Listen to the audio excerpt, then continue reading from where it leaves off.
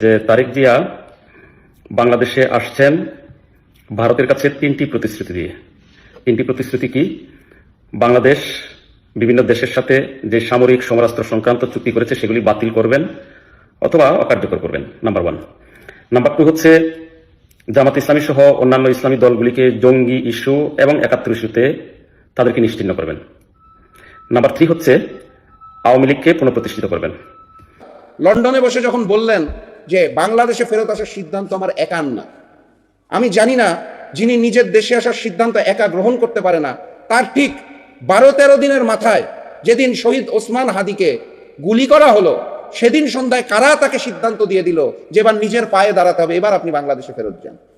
আসসালামু আলাইকুম রহমতুল্লাহ। সুপ্রিয় দর্শক শ্রোতা, আপনারা শুনতেছিলেন, চলুন আমরা এই ব্যাপারে বিস্তারিত জেনে নিই। যে তারেক জিয়া বাংলাদেশে আসছেন ভারতের কাছে তিনটি প্রতিশ্রুতি দিয়ে। তিনটি প্রতিশ্রুতি কি? বাংলাদেশ বিভিন্ন দেশের সাথে যে সামরিক সমরাস্ত্র সংক্রান্ত চুক্তি করেছে সেগুলি বাতিল করবেন অথবা অকার্যকর করবেন, নাম্বার 1। নাম্বার 2 হচ্ছে জামাত ইসলামী সহ অন্যান্য ইসলামী দলগুলিকে জঙ্গি ইস্যু এবং ৭১ ইস্যুতে তাদেরকে নিশ্চিহ্ন করবেন। নাম্বার 3 হচ্ছে আওয়ামী লীগকে পুনঃপ্রতিষ্ঠিত করবেন। লন্ডনে বসে যখন বললেন যে বাংলাদেশে ফেরত আসার সিদ্ধান্ত আমার একার না, আমি জানি না যিনি নিজের দেশে আসার সিদ্ধান্ত একা গ্রহণ করতে পারে না, তার ঠিক ১২-১৩ দিনের মাথায় যেদিন শহীদ ওসমান হাদিকে গুলি করা হলো, সেদিন সন্ধ্যায় কারা তাকে সিদ্ধান্ত দিয়ে দিল যে এবার নিজের পায়ে দাঁড়াতে হবে, এবার আপনি বাংলাদেশে ফেরত যান। তো এটা যদি এই সত্য, তো নিশ্চয়ই এই খবর তো নিশ্চয়ই সত্য, কারণ তিনি তার মায়ের যায় অবস্থা, সেই সময় তিনি আসতে পারেন নাই। তার আসার সিদ্ধান্ত অন্য কারোর ইচ্ছার উপর আটকে ছিল, তিনি নিজে সেটা বলেছেন। এখন আসতেছেন এই, এবং কিভাবে আসতেছেন? মানে বাংলাদেশের স্বাধীনতার সূর্যকে পুনরায় ইন্ডিয়ার পায়ে সমর্পণের প্রতিশ্রুতির মাধ্যমে। এই তো আমাদের দেশের রাজনীতি। দেখেন, যে জিয়া বাংলাদেশের স্বাধীনতাকে সমুন্নত রাখার জন্য জীবন দিলেন, সেই জিয়ার পুত্রের হচ্ছে এই কাণ্ড। এই তাহলে তো এই ১৪০০ মানুষ জীবন দেওয়ার দরকার ছিল না, ৩৫,০০০ মানুষকে পঙ্গু হওয়ার দরকার ছিল না। আপনি ছিলেন বিদেশে, আপনার নেতা কর্মীরা ছিল জারে জঙ্গলে গর্তের ভিতরে, ঈদের পরে আন্দোলন করবে এই কথা বলে বলে ১৬-১৭টি বছর কাটিয়েছেন। এখন সাধারণ জনতা, ছাত্র জনতা তাদের জীবন দিল, পঙ্গুত্ব বরণ করলো, চোখ হারালো, পা হারালো। তার বিনিময়ে আপনারা বিদেশ থেকে নিজ মাতৃভূমিতে আসার সুযোগ পাচ্ছেন। হাজার হাজার লক্ষ লক্ষ নেতাকর্মী যার জঙ্গল গর্ত থেকে বের হওয়ার সুযোগ পেয়েছে। মামলাগুলি থেকে লক্ষ লক্ষ মামলা, সেগুলি থেকে আপনারা মুক্তি পেয়েছেন এই মানুষগুলির জীবনের বিনিময়ে, ৩৫,০০০ মানুষের পঙ্গুত্বের বিনিময়ে। আর যারা এই এত বড় মেসাকার ঘটালো, সেই ইন্ডিয়া, সেই আওয়ামী লীগ, সেই ইন্ডিয়ার কাছে আপনি আবার বাংলাদেশের স্বাধীনতাকে তাদের পায়ে আবার পুনরায় সমর্পণ করে তারপর দেশে ফিরছেন। তো মেরুদণ্ড আপনার তো আসলে হাদির পা ধুয়ে সেই পায়ের পানি খাওয়া উচিত। হাদির মতো যার চাল নাই চলা নাই, এরকম বাংলাদেশের একটি সূর্য সন্তান, এরকম একটি ফ্যামিলির সন্তান, কিন্তু আজকে তিনি বাংলাদেশের সূর্য সন্তান। তো হাদির কাছে উচিত ছিল আপনাদের মুরিদ হওয়া।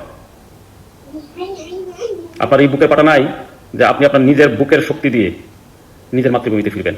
এবং ভবিষ্যৎ একটু বলি, মন খারাপ হবে হয়তোবা, তারপর একটু বলে রাখি। সেটা হচ্ছে, আপনি আসবেন, ইনশাল্লাহ ক্ষমতায় যাচ্ছেন না, যদি যান, হাইপোথেটিক্যালি ধরে নিই, যদি ক্ষমতায় যান, হাসিনাকে ফেরত আনবেন, এবং হাসিনাকে ফেরত আনার প্রেক্ষাপট তৈরি হওয়ার পূর্বেই আপনার বাবার মতো আপনার জীবনটাকে শেষ করে দেওয়া হবে। This will be the future result. এবং এটার জন্য এটা রকেট সায়েন্স না, এটা বোঝার জন্য বিরাট মহাজ্ঞানী হওয়ার দরকার হয় না, খুব সিম্পল হিসাব। ইন্ডিয়া তার স্বার্থ ফুরানোর সাথে সাথে আপনাকে দুনিয়া থেকে বিদায় করে দেওয়া হবে। This will be the future result, mind it. ধন্যবাদ। আমি শহীদ প্রেসিডেন্ট জিয়াউর রহমানের সন্তান আগামীকাল দেশে আসবে, তাকে স্বাগত জানাই, বাংলাদেশের রাজনীতিতে নতুন করে তাকে সুস্বাগত জানাই। কিন্তু আমি আসলে জানতে চাই যে তারা কারা, যারা তারেক রহমানের সিদ্ধান্ত গ্রহণ করে। কেন আনন্দবাজার পত্রিকার মধ্যে হেডলাইন করা হয় যে খালেদা পুত্র সম্বল নাকি এই মুহূর্তে হিন্দুস্তান? সেটা নিয়ে কেন বিএনপি এখনো কোনো আনুষ্ঠানিক বিবৃতি দিচ্ছে না? কোথায় কোন নতুন চুক্তি করে তারেক রহমান দেশে আসছেন? কোন জঙ্গিবাদকে নতুন করে প্রচারণার মাধ্যমে আগামী নির্বাচনকে বিতর্কিত করার চেষ্টা করা হচ্ছে?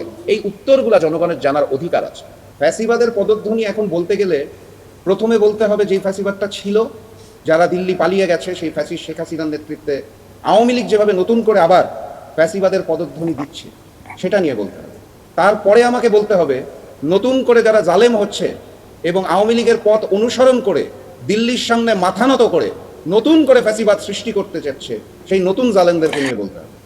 তারপরে যদি সুযোগ পাই তাহলে বলতে হবে বাংলা এডিশনকে বন্ধ করে দেওয়ার পরিকল্পনা করা, বিভিন্ন সোশ্যাল মিডিয়াতে হস্তক্ষেপ করা, সঠিক পথে যারা রয়েছে তাদেরকে বাধা দিতে যাওয়া, ফ্যাসিবাদের পদধ্বনি যারা দিচ্ছেন সেই অন্তর্বর্তী সরকারকে নিয়ে কথা বলতে হবে। এই তিনটা জায়গা নিয়ে যদি কথা বলতে হয়, আমি সেই অংশও বাদ দিতে পারবো না যে 5ই আগস্টের পর ক্যান্টনমেন্টে আওয়ামী দোসরদের রক্ষা করে যাদেরকে পরবর্তীতে দেশ থেকে সসম্মানে নিরাপদে প্রস্থান করার সুযোগ যেই সেনাবাহিনী দিয়েছে সেই সেনাবাহিনীকে নিয়েও তো কথা বলতে হবে। এত কথা বলার সুযোগ তো আমি বোধহয় পাবো না। এই কারণে আমি খুব সংক্ষেপে 4টা জায়গার নাম আপনাদের সামনে উল্লেখ করে দিই। এখন আপনাদের এগুলো নিয়ে গভীরভাবে ভাবতে হবে কেন হঠাৎ করে 90% মুসলমানের দেশে মৌলবাদ শব্দটাকে আবার নতুন করে নিয়ে আসা হলো বিএনপির তরফ থেকে। আপনাদের নতুন করে চিন্তা করতে হবে, বিশ্লেষণ করতে হবে কেন দক্ষিণপন্থীদের উত্থানের কথা আবার নতুন করে নিয়ে আসা হলো। যেখানে দেশনেত্রী বেগম খালেদা জিয়া এই মৌলবাদকে সমর্থন করতেন, সেখানে এই নতুন বিএনপি কেন হঠাৎ করে মৌলবাদ নিয়ে এত চিন্তিত হয়ে পড়ল? কেন ভারতে, দিল্লিতে এই মুহূর্তে আমার দেশের দূতাবাসগুলোর উপর হামলা করা হচ্ছে এবং তারা সেই হামলার মধ্যে হুমকি দিচ্ছে এবং বাংলাদেশে হিন্দু সম্প্রদায়ের একজনকে হত্যা করার রেফারেন্সকে টেনে আনছে? আপনাদের বুঝতে হবে, হিন্দু সম্প্রদায়ের যাকে হত্যা করা হয়েছে সেই ঘটনাটাকে বিশ্লেষণ করতে হবে, রয়ের পরিকল্পনাটাকে বুঝতে হবে। আমাদের দেশের কালচারে, আমাদের দেশের সংস্কৃতিতে যখন আমরা কোনো ব্যক্তির উপর উত্তেজিত হই, আপনারা খেয়াল করে দেখবেন প্রথমে তাকে ঘেরাও করা হয়, এটা আমাদের কালচার। তারপর তাকে চটথাপ্পড় মারা হয় বা প্রহার করা হয়। খুব বেশি হলে তার মাথার চুল কেটে দেওয়া হয়, মুখে কালি মাখায় দেওয়া হয়, গাছের সাথে বেঁধে রাখা হয়। এভাবে সরাসরি হত্যা করা হয় না। যখন খুব এক্সট্রিম পর্যায়ে যায়, জনগণ উত্তেজনায় যদি হত্যাও করে, আগুন দিয়ে পুড়িয়ে দেওয়ার কালচারটা বাংলাদেশের না, এটা হিন্দুস্তানের কালচার। হিন্দুস্তান যখন পরিকল্পনা করে যে একটা দেশকে, একটা রাষ্ট্রকে নতুন করে জঙ্গি তকমা দিতে হবে, নতুন করে রাষ্ট্রটাকে জঙ্গির জুজুবুরির ভয় দেখাতে হবে, বহির্বিশ্বের সামনে আবার তুলে ধরতে হবে যে ইসলামপন্থীরা একত্রিত হয়ে রাষ্ট্রকে জঙ্গি বানাচ্ছে, অতএব দেশটাকে শেখ হাসিনা না থাকলে নতুন জালিমদের হাতে তুলে দাও, দেশটাকে জঙ্গি হিসাবে পরিচয় করিয়ে দাও, তখন এই ধরনের নাটক সাজানো। সেই নাটকগুলো মন্থস্থ করা হচ্ছে, সেই নাটকগুলোর ফাঁদে আমাদেরকে ফেলার চেষ্টা করা হচ্ছে। আমি জানি না, আমার কথা শুনলে অনেকেই রাগ করে। শহীদ প্রেসিডেন্ট জিয়াউর রহমানের সুসন্তান লন্ডনে বসে যখন বললেন যে বাংলাদেশে ফেরত আসার সিদ্ধান্ত আমার একা না, আমি জানি না যিনি নিজের দেশে আসার সিদ্ধান্ত একা গ্রহণ করতে পারে না, তার ঠিক 12-13 দিনের মাথায় যেদিন শহীদ ওসমান হাদিকে গুলি করা হলো, সেদিন সন্ধ্যায় কারা তাকে সিদ্ধান্ত দিয়ে দিল যে এবার নিজের পায়ে দাঁড়াতে হবে, এবার আপনি বাংলাদেশে ফেরত যান। আমি শহীদ প্রেসিডেন্ট জিয়াউর রহমানের সন্তান আগামীকাল দেশে আসবে, তাকে স্বাগত জানাই, বাংলাদেশের রাজনীতিতে নতুন করে তাকে সুস্বাগত জানাই। কিন্তু আমি আসলে জানতে চাই যে তারা কারা যারা তারেক রহমানের সিদ্ধান্ত গ্রহণ করে। কেন আনন্দবাজার পত্রিকার মধ্যে হেডলাইন করা হয় যে খালেদা পুত্র সম্বল নাকি এই মুহূর্তে হিন্দুস্তান? সেটা নিয়ে কেন বিএনপি এখনো কোনো আনুষ্ঠানিক বিবৃতি দিচ্ছে না? কোথায় কোন নতুন চুক্তি করে তারেক রহমান দেশে আসছেন? কোন জঙ্গিবাদকে নতুন করে প্রচারণার মাধ্যমে আগামী নির্বাচনকে বিতর্কিত করার চেষ্টা করা হচ্ছে? এই উত্তরগুলা জনগণের জানার অধিকার আছে। আমি বক্তব্য দীর্ঘায়িত করব না। আমি কিছু প্রশ্ন আপনাদের সামনে রেখে গিয়েছি, কিছু নাম আপনাদের বলে গিয়েছি। আমি শুধু আপনাদেরকে এটাই বলতে চাই, শরীফ ওসমান হাদি আমার ভাই, যে রক্ত দিয়ে শহীদ হয়ে চলে গেছেন, তার আগে আবরার ফাহাদ শহীদ হয়ে চলে গেছেন। যুগে যুগে সময়ে সময়ে এই বাংলাদেশ, স্বাধীন বাংলাদেশ, এই বাংলাদেশের সার্বভৌমত্ব নিয়ে যারা খেলাধুলা করেছে, সেই হিন্দুস্তান নতুন করে আবারও খেলতে চাইছে। এটাই সঠিক সময়। আমরা যদি একত্রিত হয়ে এই ষড়যন্ত্রকে রুখে দিতে না পারি, তাহলে নতুন বাংলাদেশে আবারও ওই দিল্লির তিলকবালী মুখ্যমন্ত্রী ফ্যাসিস্ট শেখ হাসিনা যেভাবে মাথা নত করতেন, সেজদা দিতেন দিল্লিমুখী হয়ে, আমাদের সার্বভৌমত্ব আবার সেই জায়গায় যেতে যাচ্ছে। তার আগে আল্লাহর ওয়াস্তে বাংলাদেশের জন্য সচেতন হন, জাতীয় নির্বাচনের আগে সচেতন হন। হিন্দুস্তানকে মুচলেকা দিয়ে যারা নতুন করে রাজনীতি করতে চাইছে তাদেরকে রুখে দিন, কারণ আমরা ওই নয়া বন্দোবস্ত ফ্যাসিবাদের পদধ্বনি আর নতুন করে শুনতে চাই না। সুপ্রিয় দর্শক শ্রোতা, আপনারা বিস্তারিত শুনতে পারলেন। এভাবে প্রতিদিন নিত্য নতুন ভিডিও পেতে আপনারা আমাদের চ্যানেলটিকে সাবস্ক্রাইব করে পাশে থাকবেন। আসসালামু আলাইকুম ওয়া রাহমাতুল্লাহ।